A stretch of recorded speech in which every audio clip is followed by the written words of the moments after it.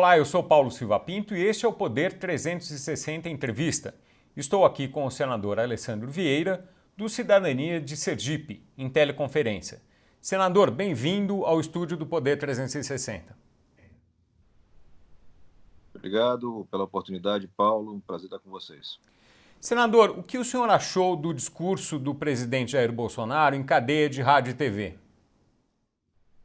É um discurso absolutamente equivocado, irresponsável. O presidente Jair Bolsonaro insiste em permanecer numa bolha de uma certa dose de ignorância, indo na contramão daquilo que a imensa maioria dos países vem fazendo, do ponto de vista de medidas sanitárias e medidas econômicas. Porque eu faço questão de registrar, até agora o governo não publicou nenhuma medida para garantia da renda mínima do cidadão, o que deveria ser a primeira medida a ser editada. Que medidas vão prevalecer no país? As medidas que os governadores já tornaram públicas ou as que o governo está sugerindo que vai tomar em termos de restrição de circulação vertical, só para alguns grupos específicos? Me parece que o Supremo já começou a caminhar no sentido de regular essa relação. Você tem já uma decisão liminar, se não me engano, do ministro Marco Aurélio, lembrando que você tem uma competência concorrente entre os entes federados para regular essas matérias. É muito claro que existe uma necessidade de um certo isolamento. Você pode ter gradações, você pode ter dosagem, o que você não pode ter é uma divergência de leituras e uma confusão para o cidadão. O cidadão recebe pela manhã uma ordem, pela tarde outra, à noite uma terceira. Isso gera um prejuízo muito grande para a logística, para a eficiência e para a saúde, em última instância. Acredito que, no final das contas, vai prevalecer o bom senso e hoje o bom senso está com os estados. O senhor acha que a preocupação do governo federal de não deixar a economia ser por demais afetada nessa crise, ela se justifica? Ela justificaria uma restrição talvez amenizada ou não? Você não pode trocar vidas por dinheiro. Isso me parece bastante básico e está na nossa Constituição, na gradação de importância que tem os bens. A vida é o bem maior. Então, toda providência deve ser tomada para garantir a segurança da saúde dos brasileiros. Se isso for feito com boa coordenação, respeitando as melhores sugestões dos especialistas, você reduz o dano para a saúde e reduz também o dano para a economia. O problema dessa gestão Bolsonaro é que você tem muito claramente uma divergência entre os técnicos e aqueles que têm um comando político. Uma das propostas do governo, a partir de um pedido dos governadores e prefeitos, é de dar uma carência para o pagamento das dívidas. Isso teria que ser enviado por projeto de lei complementar ao Congresso, às duas casas do Congresso, e ser aprovado com maioria, com quórum qualificado. Quais o senhor acha que são as chances disso ser aprovado? As chances são muito amplas. O Congresso, majoritariamente, tem boa vontade em fazer uma rápida tramitação, apesar das restrições do momento, mas a satisfação dessas necessidades, que podem estar num projeto de lei complementar, em parte podem estar na medida provisória, e pode também estar em decretos legislativos. O importante agora é usar as ferramentas mais rápidas para dar o resultado. O senhor acha que seria possível resolver isso por decreto legislativo, sendo um assunto de dívida? Sim, me parece que é possível, regulamentando de forma mais clara a questão do estado de calamidade. Se a gente descer mais a detalhe daquilo que está previsto para esta situação de absoluta calamidade pública, é possível regular também essas questões de diferimento de prazo de pagamento de dívidas e coisas parecidas. Mas eu lembro que o governo vem editando medidas provisórias caminhando para esse sentido. O ponto que está com a lacuna grande continua sendo a renda mínima do cidadão. Você não tem como implementar medidas de isolamento sem garantir que o cidadão vai ter recursos para sobreviver. Não faz o menor sentido. Vai gerar tumulto nas ruas, vai gerar desespero. E é tudo que a gente não precisa nesse momento. Então, se o governo botar o pé no chão e juízo na cabeça, ele começa a regular pela renda mínima do cidadão, garantindo que ele possa ter a subsistência. A partir daí, as outras medidas. E não o contrário. Infelizmente, a cabeça da nossa equipe econômica está muito focada no mundo do mercado, no mundo dos negócios. Isso é importante, nós concordamos tecnicamente com as medidas de maior liquidez, de proteção para as empresas, mas elas têm que estar numa sequência. Primeiro o cidadão, depois as empresas, e aí você vai numa sequência. Isso a gente está falando, não são de meses, não, está falando de dias, de horas, mas que você mostre para o cidadão que ele está no centro das preocupações. Se o governo demorar para enviar essas propostas, essas medidas de renda mínima, o Congresso, o Senado, pode ter iniciativa de estabelecer essas regras? Sem dúvida. Já existem vários projetos protocolados nesse sentido, de diversos tipos e patamares de valores. Eu tenho projeto nesse sentido, mas a gente está seguindo tudo aquilo que está na cadeia democrática de um processo legislativo. Então, nós procuramos a presidência da República, apresentamos as sugestões, as fórmulas, fonte de renda, fonte de recursos para essa renda mínima, ao mesmo tempo que o Congresso está lá com projetos e tudo. Se o governo absorve isso e solta via medida provisória, eficácia imediata. É a melhor forma de atender o cidadão. Se ele não faz, a gente processa, tramita o PDL ou um projeto, enfim, de lei complementar ou lei ordinária, a depender do tamanho do regulamento que se faz, e aprova. Vai acontecer de toda forma. A escolha política do governo é saber se ele vai estar vencedor ou derrotado nesse processo. Isso qual é o limite de espera para uma ação do governo? Não sei, quer dizer, a próxima semana seria o limite? Se passar disso, vocês pretendem tomar iniciativa? Como o senhor vê isso, senador? Hoje estava em andamento, até instantes, a reunião de liderança para definir prioridades. Eu imagino que até pela restrição que o novo sistema de votação remota cria, são sessões muito lentas, muito cansativas, senadores espalhados pelo Brasil inteiro. Eu imagino isso na Câmara dos Deputados, como vai ser difícil tramitar. Então, gera um espaço de tempo aí maior, mas já está atrasado. O governo já está muito atrasado, porque deveria ter sido a primeira medida. E quando você olha para fora, quando você olha para os Estados Unidos, Canadá, França, todos eles tomam de logo essa providência. Cidadão, fique tranquilo, você não vai passar por mais necessidade do que a crise vai impor.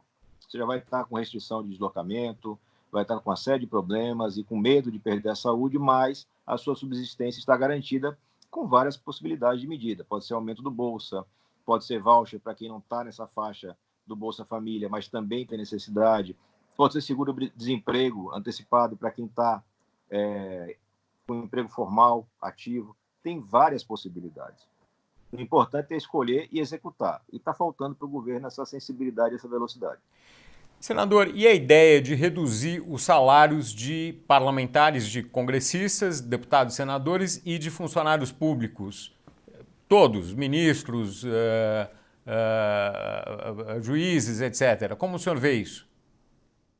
É uma possibilidade que está na mesa e ninguém vai se recusar a fazer esse esforço. Tem que ser um esforço nacional, mas eu sempre digo, você tem que colocar as coisas numa ordem de prioridades. Eu tenho, por exemplo, fundo eleitoral, fundo partidário, eu estou falando de 3 bilhões de reais em 2020. Eu tenho as emendas do relator, as famosas emendas do relator, eu estou falando de algo como 19 bilhões de reais. Eu tenho as emendas individuais de bancada, estou falando aí de 11 bilhões de reais. Eu tenho a possibilidade de fazer a tributação de rendas mais elevadas ou de patrimônios mais elevados. Então, eu tenho toda uma série de movimentos para fazer antes de interferir no salário das pessoas. Mas se chegar no ponto, não tem dúvida que a gente vai fazer a nossa parte desse esforço sem nenhum tipo de dificuldade. Eu só não gosto muito de desviar o foco. Enquanto eu tenho no orçamento engessado um valor superior a 10 bilhões referentes a emendas do relator, que foram frutos de uma negociação política mal feita, mal executada e que não é eficiente, eu prefiro focar nisso. Eu prefiro focar em reduzir ou acabar com o fundo eleitoral. E mais ainda, o fundo partidário, porque a eleição ainda tem alguma desculpa do poder público financiar uma eleição. Mas financiar a vida de partido não faz o menor sentido. E são valores altíssimos. Então, você tem condições de aplicar várias soluções antes de interferir em salário. Se precisar chegar em salário, a gente vai estar junto fazendo esforço. Já que o senhor está falando de fundo eleitoral, e a eleição, o senhor acha que vai acontecer na data prevista neste ano, a eleição municipal? É preciso acompanhar a evolução do surto, propriamente dito, do coronavírus. Então, é muito cedo para você falar em adiamento e é absolutamente impróprio falar em prorrogação de mandatos sem voto. Aí você está agredindo a Constituição, o regime democrático, o direito cidadão de escolher seu representante. Isso tudo cheira a oportunismo ou a uma má interpretação do momento. A ministra Rosa Weber e também o ministro Barroso foram muito felizes em dizer que está muito cedo para você entrar em qualquer tipo de mudança de impacto tão grande. Então, agora é o momento da calma. A ferramenta que o Brasil precisa hoje é calma. Calma e consulta a boas práticas, aos bons especialistas para a saúde, para a segurança, para a economia. E executar essas ações, e depois a gente verifica o que vai acontecer com o processo eleitoral de 2020. A hipótese de adiamento da data do pleito seria por emenda constitucional. A prorrogação de mandato, o senhor acha que ela é possível por emenda constitucional também, caso seja necessário, ou não? Existe uma grande discussão sobre o tema e me parece que a posição mais forte, mais consolidada é pela inconstitucionalidade. E me somo a essa corrente. Mas acho que chegando mais perto, então lá em meados do segundo semestre, se você percebe que não vai conseguir realizar com segurança um processo eleitoral, você pode discutir um adiamento e, naturalmente, um tampão. Mas a gente está falando aí de meses, a gente não está falando de 2 anos. E também não pode estar falando, neste momento, numa proposta antiga que foi derrotada no Congresso, que era da unificação das eleições. Unificar as eleições tem um ganho de logística e de custo e tem um prejuízo para a democracia, porque você reduz muito o debate nos municípios, nos estados, porque o pleito nacional vai absorver toda a atenção do eleitor. Então, essas coisas que são muito sérias e que têm impacto de médio e longo prazo precisam ser tratadas fora do momento de crise. As escolhas feitas no momento de crise são só para a crise e têm que ser feitas com rapidez. Senador, o senhor defende muitas mudanças estruturais, especialmente relativamente ao judiciário, mas não só.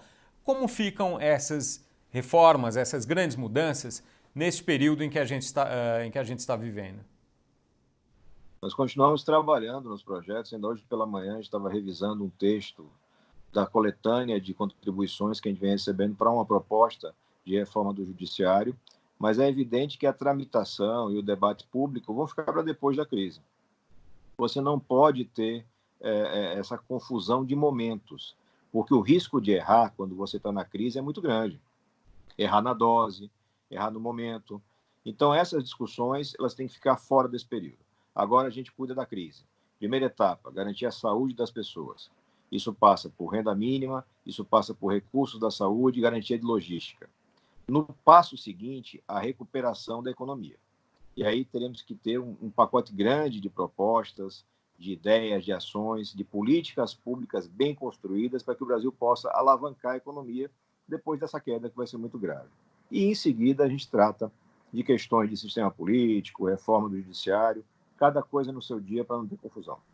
Voltando às regras especiais aqui dessa situação que a gente está vivendo, um temor que existe é que entre as medidas seja aprovada alguma coisa que traga o poder de o executivo determinar restrição a liberdades, a comunicação, a informação, enfim. O que o senhor acha disso? Eu acho que não existe necessidade de nenhum tipo de restrição às liberdades individuais. O Brasil já viveu numa ditadura, sabe, quem tem um mínimo de responsabilidade sabe que viver em uma ditadura é uma coisa extremamente negativa. Então, não há nenhum tipo de espaço ou ambiente para que propostas dessa natureza sejam aprovadas. Mas eu chamo a atenção para esse conflito permanente e crescente da federação, estados contra municípios. Isso é muito negativo e pode ser usado em algum momento como desculpa, como justificativa para poder tentar aprovar, emplacar alguma medida dessas mais graves. Ele não vai permitir que isso aconteça, com certeza. E o senhor acha que há o risco de ser aprovado no meio das medidas? Quer dizer, no estado de calamidade mesmo, existia alguma regra ali que permitia isso que foi retirada. O senhor acha que há risco de algum contrabando ser aprovado em alguma medida e aí lá na frente, quando se vê, há uma previsão legal para o estabelecimento de medidas restritivas? É justamente quem vem cuidando. Apesar da gravidade do momento, da urgência das demandas, você tem que ter um respeito à boa técnica. E aí nós temos não só parlamentares com muita qualidade, mas também assessoria, a imprensa livre, fazendo essa fiscalização. As propostas têm que tramitar de forma transparente. As pessoas têm que ter consciência do que está sendo votado, para que se possa apresentar contribuições. Ontem votamos, por exemplo, uma MP que é importante para melhorar a arrecadação, para melhorar a vida do contribuinte brasileiro, matéria que demorava muito, já tinha muito tempo se tentando resolver isso, mas dentro da MP você teve inseridas em última hora aqueles chamados jabutis, né, o contrabando legislativo, matéria estranha totalmente ao conteúdo. Então é preciso atenção para você poder remover isso sem prejuízo para a sociedade. A gente está tendo esse cuidado. Senador, já caminhando para o final da nossa entrevista, mais duas perguntas só. Uma delas é a seguinte: que país o senhor acha que vai emergir dessa situação que a gente está vivendo? As coisas vão voltar ao que eram antes ou não exatamente? O que o senhor acha disso? Quando você tem uma situação de crise desse tamanho, a gente está falando da maior crise, provavelmente, do último século. Você tem certamente um país diferente surgindo lá no final do túnel. Você tem a possibilidade de ter as instituições mais fortalecidas, o cidadão mais atento e mais perceptivo, compreendendo melhor o que acontece na gestão da sua vida. A economia deve ter mudanças significativas e a gente espera que sejam positivas, no sentido da melhoria do acesso ao crédito, garantias para que você possa ter mais investimentos, melhores investimentos, mais empregos, mas a vida que nós tínhamos antes da existência desse surto, ela provavelmente não existirá mais. Senador, para finalizar, o senhor, houve caso, o presidente do Senado está com a Covid-19. O senhor fez o teste para o vírus? Não fiz o teste, eu não apresentei nenhum tipo de sintoma, nem eu, nem minha família. Como tive contato com ambientes e com pessoas que estavam contaminadas, eu cumpri o período de quarentena, de isolamento em casa para evitar qualquer tipo de risco e hoje, aparentemente, não tem mais nenhuma preocupação. Eu tenho brincado aqui, se pegar o vírus agora vai ser perto de casa, não vai ser mais no contato com os senadores em Brasília. O que vai ser grave porque vai mostrar que Sergipe tem contágio local, né? Isso não seria desejável, né? Enfim. Com certeza, espero que não. Senador, o senhor quer acrescentar alguma coisa antes de a gente finalizar? Não, agradecer e parabenizar pelo esforço, pelo trabalho nessas circunstâncias. A gente sabe da dificuldade técnica, de logística. Os profissionais que estão aí estão correndo o mesmo risco que correm aquelas pessoas que estão na rua mantendo a limpeza, mantendo a segurança. E é muito importante. A imprensa tem um papel fundamental nesse momento e vocês aí fazem isso com brilhantismo. Parabéns e obrigado pelo espaço. Senador Alessandro Vieira, muito obrigado por essa entrevista ao Poder 360.